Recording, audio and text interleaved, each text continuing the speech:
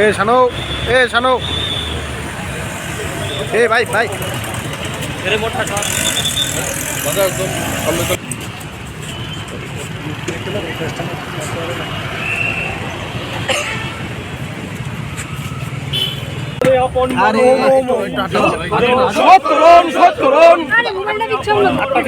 কেমনে পিছিয়ে দাম দাদা ওইদিকে লাগেন না,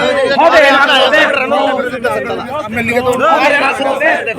হাতটা পিছনে আনতে না। আরে হাতটা তো বেশ নইতে আছে।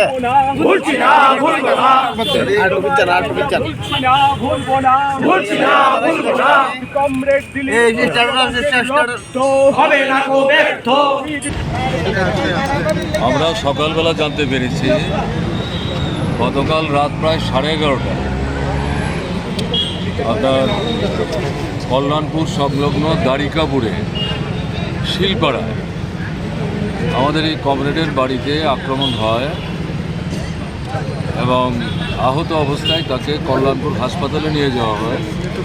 সেখান থেকে সম্ভবত খোয়াই হাসপাতালে নিয়ে যায়। খোয়াই হাসপাতাল থেকে রেফার করে জিবিতে সকালবেলা সম্ভবত 7:30 থেকে 8টায় তিনি শেষ নিঃশ্বাস ত্যাগ করেছেন এবং আক্রমণ যারা করেছেন তার পার্শ্ববর্তী বাসিন্দা, তিনি এটি পঞ্চায়েতের প্রধান বা চেয়ারম্যান যাই হোক। এখন আমাদের পার্টির তরফ থেকে খুব স্বাভাবিকভাবেই হাসপাতালে লোকজন পাঠানো হয় এবং যা যা করণীয় স্বাস্থ্য দপ্তরের দিক থেকে সেটা করার পর এই মৃতদেহটি আমাদের পার্টি অফিসে নিয়ে আসার জন্য বলা হয়। আমাদের পার্টি সম্পাদক জিতেন চৌধুরী ডাইরেক্টর জেনারেল অফ পুলিশের সাথে কথা বলেছেন। ডাইরেক্টর জেনারেল অফ পুলিশ তাকে বলেছেন, আপনাদের যদি শ্রদ্ধা জানাতে হয় তাহলে দ্বারিকাপুরে গিয়ে তার বাড়িতে শ্রদ্ধা জানাতে হবে। এখানে মৃতদেহ অন্য কোথাও নিয়ে যাওয়া যাবে না, এরকম তিনি মন্তব্য করেন। তাতে জিতেন চৌধুরী বলেন, কেন এটা অসুবিধা কী আছে? তাকে আমাদের পার্টি বিষয়ে আন্তরিক অসুবিধা কিছু নেই, আমরা শ্রদ্ধা জানাবো। এখান থেকে আপনারা আপনাদের পুলিশের প্রহরে নিয়ে যাবেন, তার বাড়ির লোকজন থাকবে, আমরা তো অন্য কিছু সমস্যা আপনাদের তৈরি করছি। এটা নিয়েই দেখা গেল 2:30 অবধি পার্টি বিষয়ে আমরা অপেক্ষা করছি। তখন খবর গেল যে মৃতদেহ আপনার জিবি হাসপাতাল থেকে বেরিয়ে রওনা হচ্ছে এবং এটা আমাদের পার্টি অফিসের দিকে আর যাবে না এবং সম্ভবত এদিক থেকে ঘুরিয়ে খোয়াইতে নিয়ে যাওয়ার চেষ্টা হচ্ছে। তখন আমাদের নেতারা জিতেন চৌধুরী, নারায়ণ কর, মানিক দে তারা রাশ করে। আমাদের ধারণা ছিল হয়তো এখানে কথাবার্তা বলে অনুরোধ জানালে নিশ্চয়ই তার মৃতদেহ পার্টি অফিসে যাবে। আমরা সবাই সেখানে ফুলমালা নিয়ে অপেক্ষা করছিলাম শ্রদ্ধা জানাবো, কিন্তু এটা হলো না। এটা আপনারা বললেন, আসলে একটা লোক স্বাভাবিকভাবেও যদি তার মৃত্যু হয় এবং তাকে তার বাড়িতে নিয়ে যাওয়ার আগে তিনি কোনো পার্টি বা কোনো সংগঠনের সাথে যদি যুক্ত থাকেন, আমাদের যেটা সংস্কৃতি সেখানে তার মৃতদেহ নিয়ে যাওয়া হয়, তার সহযোগী যারা, তার বন্ধু যারা, তারা তার স্মৃতির প্রতি শ্রদ্ধা জানান এবং তার পরিবার পরিজনদের পক্ষ থেকে যারা থাকেন প্রাথমিকভাবে তাদের প্রতি সহানুভূতি ব্যক্ত করেন। এটাই দস্তুর। কিন্তু এটা দেখা গেল চরিলামে যে ঘটনা ঘটল কয়েক মাস আগে, প্রকাশ্য দিবালোকে পিটিয়ে শাসক বিজেপি দলের দুর্বৃত্তরা পুলিশের সামনে শহীদ মিয়াকে খুন করলো, হাসপাতালে নিয়ে আসা হলো। আমি বাইরে ছিলাম, ফিরে হাসপাতালে আসলাম, সেখানে দেখলাম তার মৃতদেহ। তার পরিবারের লোক অপেক্ষা করছেন, পরদিন সকালবেলায় তাদের হাতে মৃতদেহ হস্তান্তরিত হবে। তারা চরিলামে নিয়ে যাবেন আমাদের পার্টি বিষয়ে, কিন্তু একই রকম পদ্ধতিতে তার পরিবারের লোকদের হাতে মৃতদেহ তুলে না নিয়ে পুলিশ তাদের নিজেদের মতো করে এই মৃতদেহ নিয়ে চরিলামে চলে গেল। এটা তো মানে নিয়ম শৃঙ্খলা আইন কানুন যারা রক্ষা করেন এটা তাদের দুর্বলতা।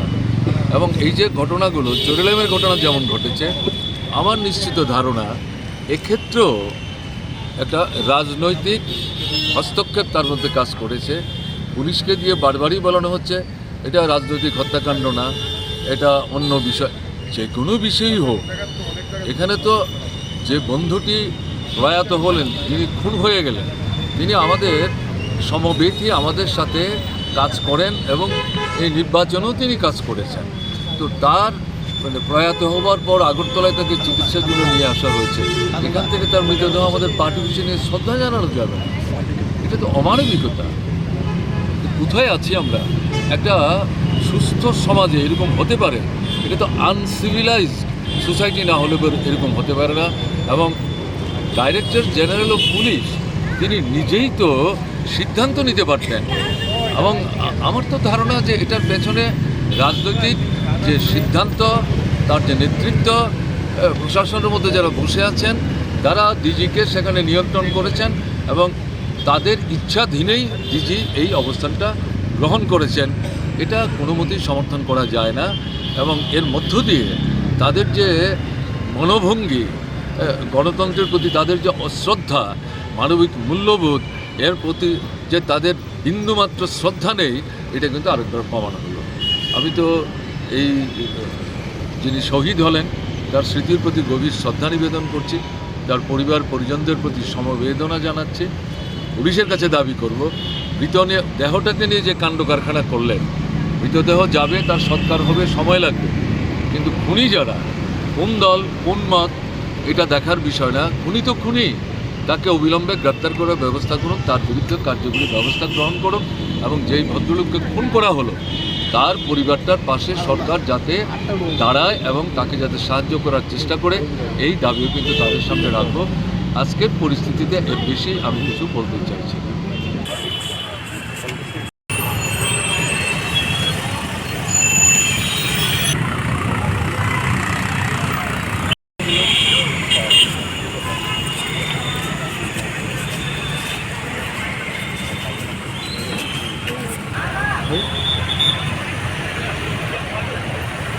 শানু, শানু, ভাই ভাই मेरे मोटा शॉट একদম